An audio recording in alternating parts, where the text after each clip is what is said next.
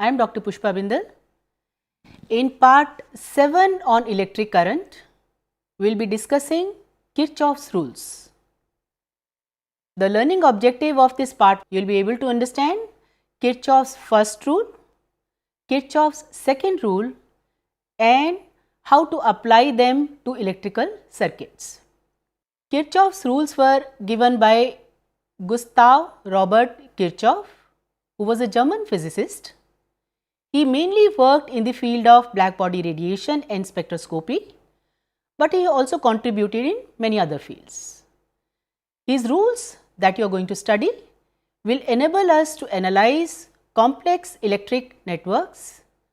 With the help of Bunsen spectrum analysis, he discovered elements rubidium and cesium. Kirchhoff's first rule deals with branching of current. As you can see in this circuit, current I is proceeding towards a junction A. At junction A, it sees branching of 3 resistors like this. They are all in parallel. Now, depending on the value of the resistors in these 3 branches, the current is divided into I1, I2 and I3. If the value of resistor is higher, then the corresponding current drawn by this branch will be lower as per Ohm's law. Similarly, if the resistor value is small, then the current drawn by this branch will be larger, right? What is the statement of first rule? Sum of all currents directed towards a junction or point in an electrical network is equal to the sum of all the currents directed away from the junction.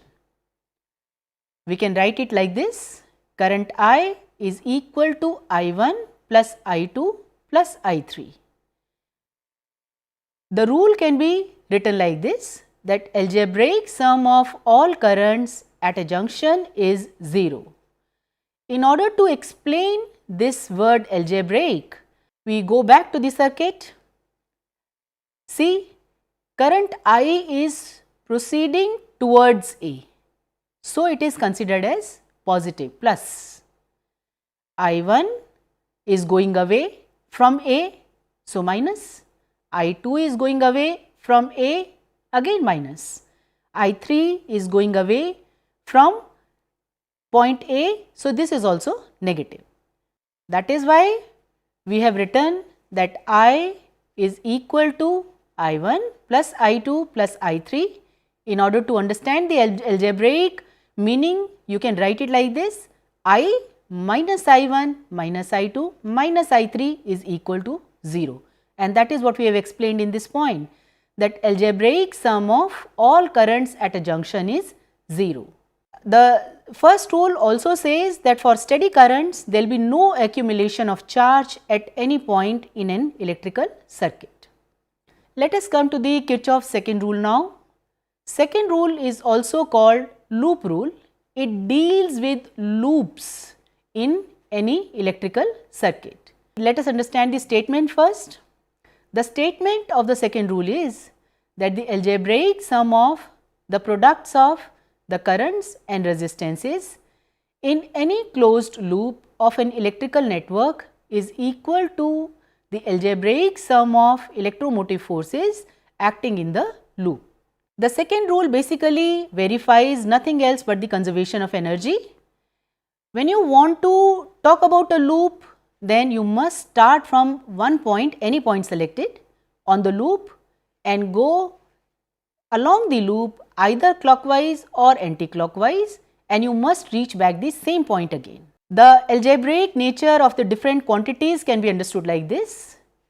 You will deal with products of I into R, that is nothing but the potential drop across any resistor R.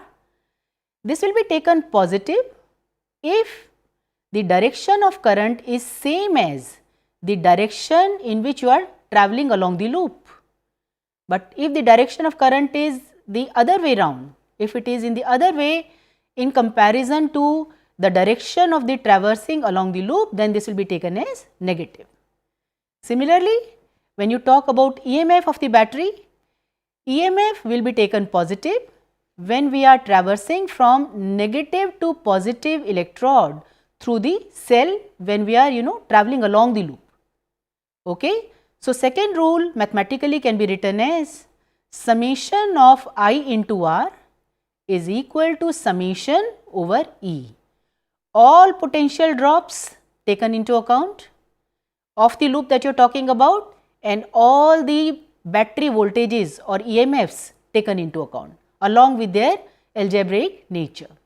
Let us apply the Kirchhoff's second rule to a practical electrical circuit. We have a circuit shown here.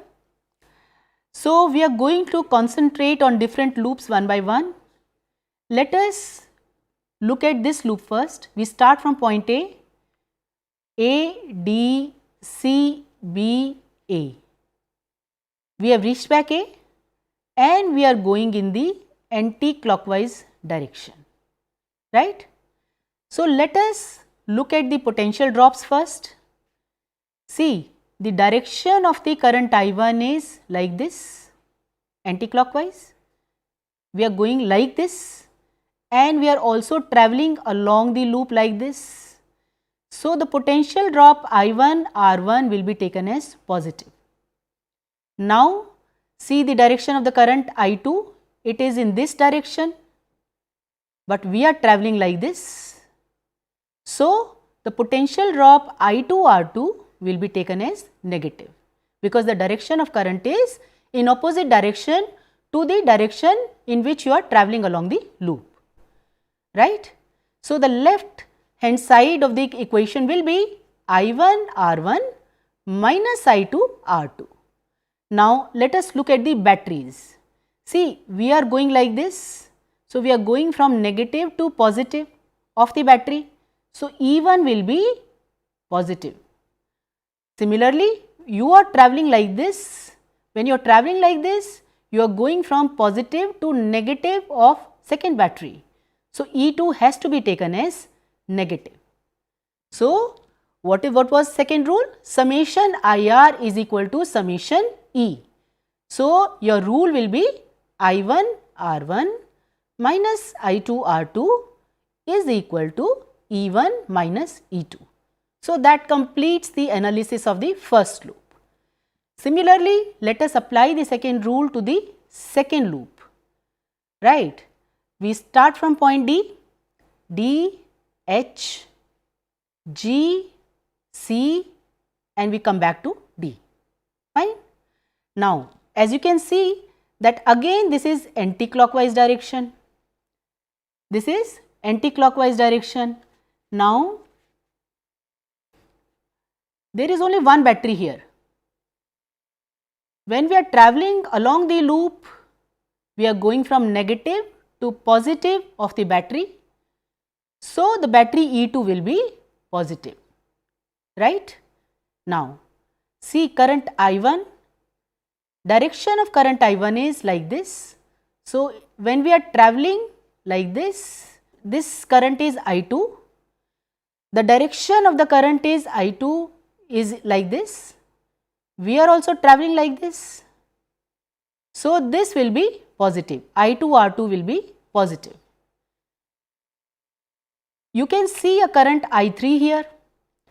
You can see that at junction D, I1 is coming and I2 is coming. So, these two together join up or add up to give you I3 and this I3 is travelling like this. The direction of I3 is like this, which is the same direction as the direction of the loop. So, the potential drop I3 into R3, you can also call it I1 plus I2 into R3, that will also be taken as positive. So, what will be the equation of the loop? It will be I2 R2 plus I1 plus I2 into R3 equal to E2. You can also replace I1 plus I2 by I3 if you wish. It is one and the same thing. We can also look at the larger loop. Okay? Supposing we want to look at the bigger loop. A, H, G, B, and we come back to A. Okay.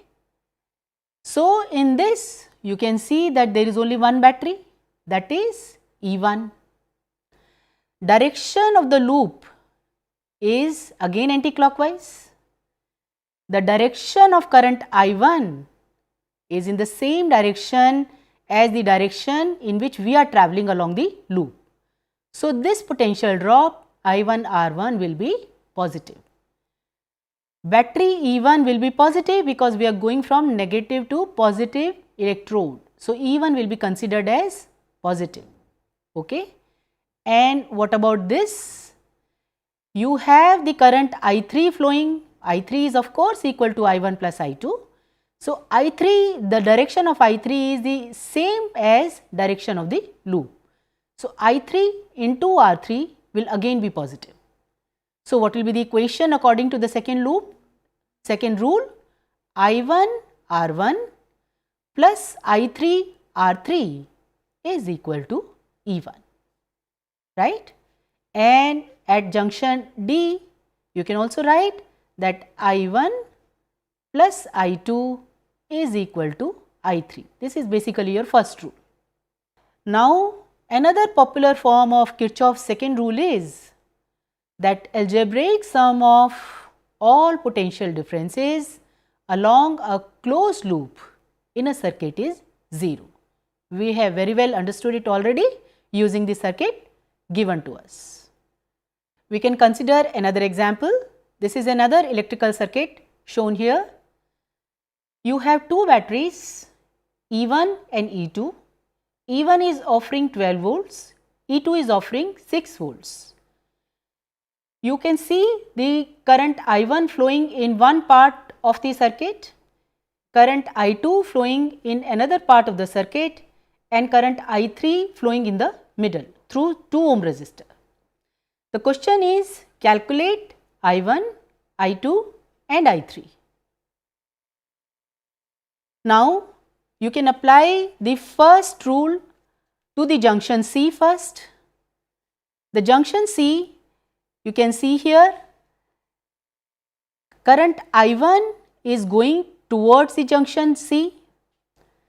The current I2 is also going towards the junction C, and current I3 is going away from the junction C. So, the first rule will say I1 plus I2 minus I3 is equal to 0. Let us apply Kirchhoff's second rule to the closed loops now. Let us consider the closed loop ACDBA.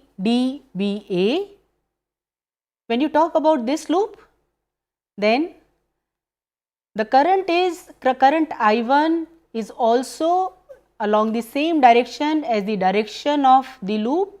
So, it is positive, and current I3 is also along the same direction as the direction of the loop. So, that will also be positive.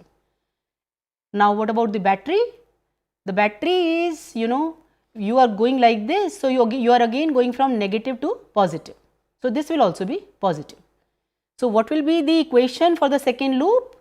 5I1 plus 2I3, that will be equal to 12, right?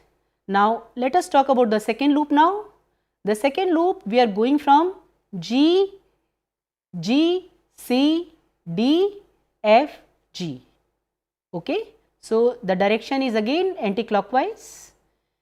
When you look at the basically the current directions, then I3 is flowing through 2 ohms, and that is in the same direction as the direction of the loop, and similarly I2 is going through 3 ohms, and that is again in the same direction as the direction of the loop. Okay. What about the battery? We are going from negative to positive electrode, so that is again positive. So, the equation will become 3I2 plus 2I3 is equal to 6. Okay. So, you have these equations in terms of I1, I2 and I3 with you. You can do simple mathematics and you can solve for I1, I2 and I3, and when you solve, you are going to obtain the values of I1, I2 and I3. Okay. So, what have we learnt in this section? We have learned Kirchhoff's first rule, Kirchhoff's second rule and their application to electrical circuits. Thank you.